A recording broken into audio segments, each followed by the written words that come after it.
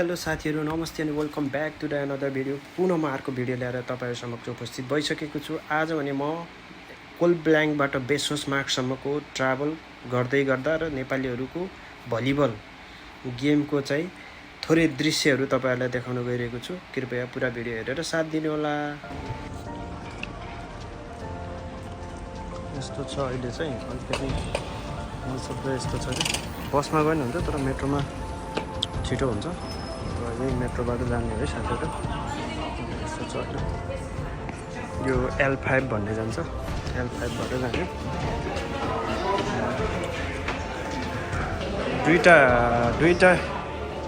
दुईटा metro change गर्नुपर्छ। त्यही हो। म चाहिँ यहाँबाट चढ्ने होइन, कोलब्ल्याङ्कबाट चढेर सागरडामा झर्ने है। त्यहाँबाट चाहिँ अर्को मेट्रो चेन्ज गर्नुपर्छ है।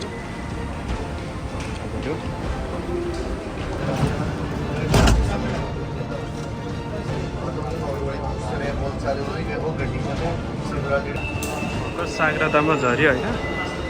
अब L2 को लाइन हेर्नुपर्छ कता छ। L2 को लाइनतिर जानुपर्छ। L2 यति देखाएको छ। यताबाट गयो भने माथि सागरदा फेमिलियाको माथि ठुलो चर्च देख्छ कि। अब म चाहिँ जाने अर्को ठाउँ हो, बेसोसमार्कमा जाने हो। त्यही भएर L2 को लाइन जानुपर्छ। L2 चाहिँ यहीँबाट तल झर्नु पर्ने छ।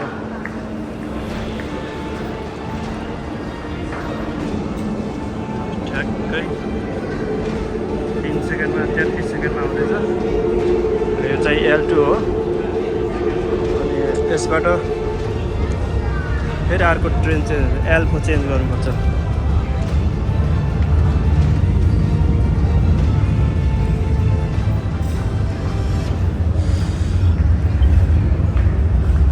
ढिलो चलेको हो समय।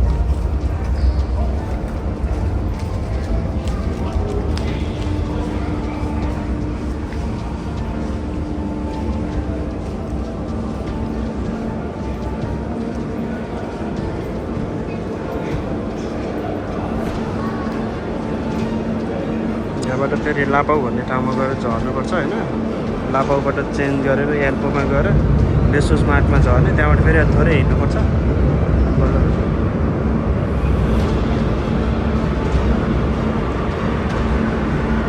ट्रेन पनि आयो।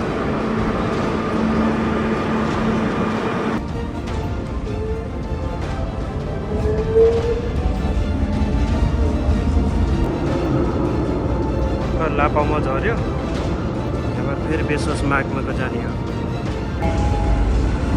यसरी हिँड्नु पनि मिल्छ है यहाँभित्र। लाएर यसरी हिँड्नु चाहिँ बट्टारी नै हिँडेछ। थाकियो के छ। यहाँ त खाली छ चाहिँ, सिधा छ अगाडि। ल म चाहिँ यहाँ भर्खरै झरेँ होइन।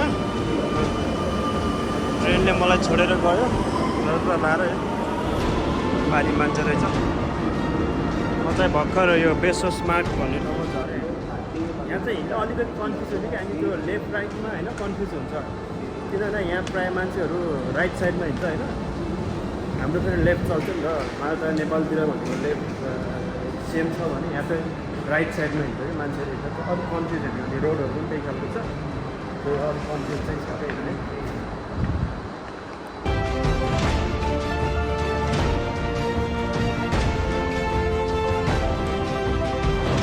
हो म बाहिर निस्किने ठाउँमा आएन र।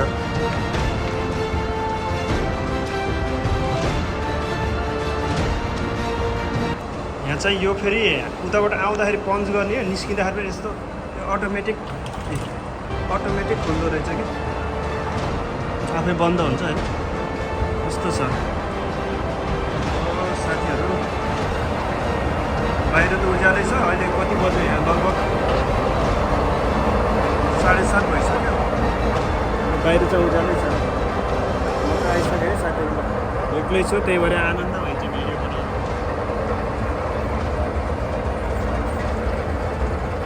यहाँ चाहिँ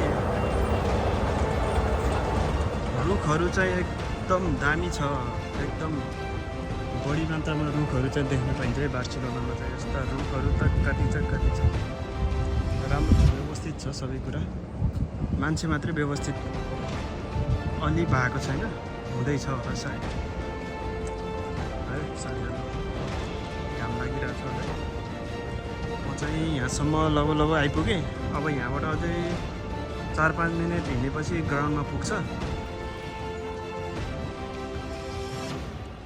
सुनसान छ आज गेम छैन कि जस्तो लाग्यो यार साथीहरू गेम छ जस्तो लागेन म चाहिँ आइसकेँ लगभग यतै हो ल अनि अगाडि हो यस्तो छ है साथीहरू ल भलिबल खेल्ने चाहिँ यहीँ हो भित्र तर भलिबल भएको छ कि नै भन्ने कुरा हो भलिबल खेल्ने चाहिँ यहीँ भित्र हो होइन केटाहरू भलिबल खेलेन कि नै भन्ने कुरा हो फुटबल एक खेले रहेछन् उता फुटबल बिचमा क्रिकेट उता भलिबल म त यहाँ भ्लग गर्दैछु क्या साथी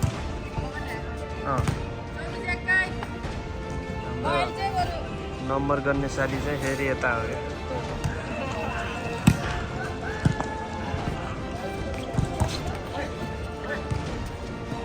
यतै कडा हुन्छ खेल चाहिँ है त्यही हो गेम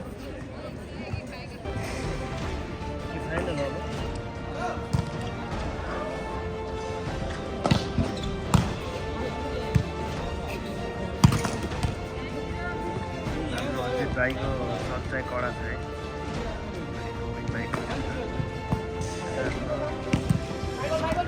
कति चिन्नुहुन्छ हाम्रो डिपेन्डर्समा पनि हुन्छ है फर्स्ट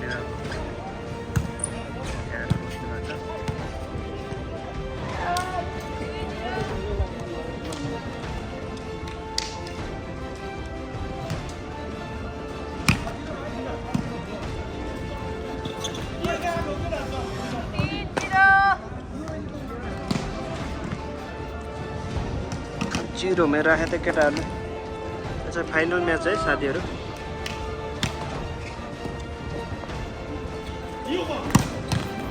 मिठो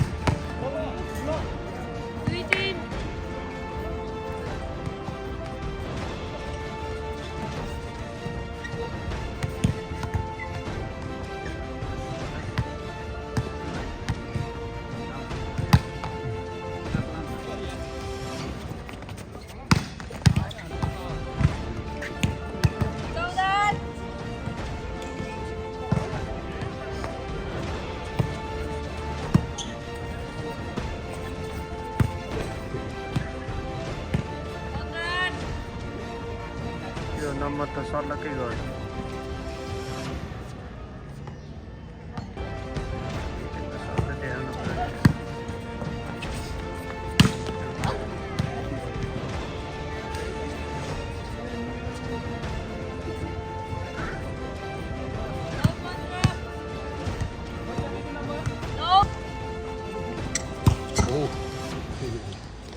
कडै हान्दै त भाइले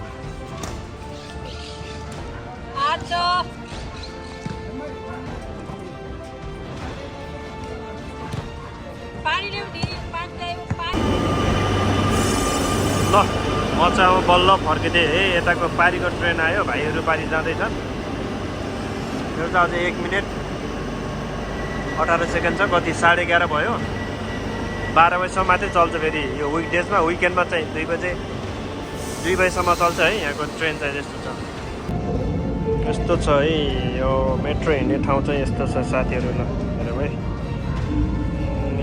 यसैमा यतिमा 2टा मेट्रो हर सर यसको टाइम टेबल हुन्छ ट्याक्क आउने टाइम ल साथीहरू म चाहिँ मेट्रोको वेटिङमा मेट्रो पनि आइसकेको छ र भिडियो चाहिँ के कस्तो लाग्यो सुझाव सल्लाह प्रतिक्रिया चाहिँ दिन नभुल्नु होला र यस्तै भिडियोहरू हेर्नको लागि मेरो च्यानललाई पनि सब्सक्राइब गर्न नभुल्नु होला भन्दै आजलाई बिदा माग्छु के कस्तो हुन्छ आफ्नो सुझाव सल्लाह प्रतिक्रिया चाहिँ दिन नभुल्नु होला सबैजनालाई माया छ सम्झना छ धेरै धेरै धन्यवाद अनि पुनः हामी भेट हुनेछौँ अर्को भिडियोमा है त साथीहरू